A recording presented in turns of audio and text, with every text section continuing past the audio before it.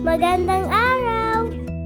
Ako po si Julia Gail S. Manuel, grade 3. Ang natutunan ko po sa paggawa ng mabuti sa aking pamilya ay kahalagahan ng pagtutulong sa simpleng paraan.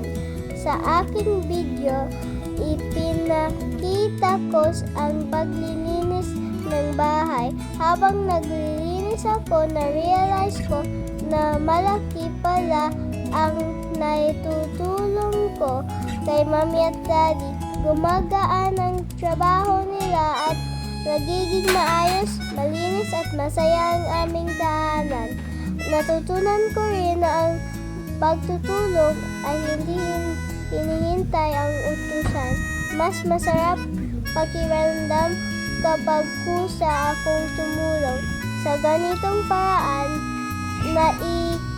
naipapakita ko ang pagmahal at pagrespeto sa aking pamilya. Kahit bata pa ako, kaya kong magiging responsible at gumawa ng mabuti araw-araw. Maraming salamat po. Paalam!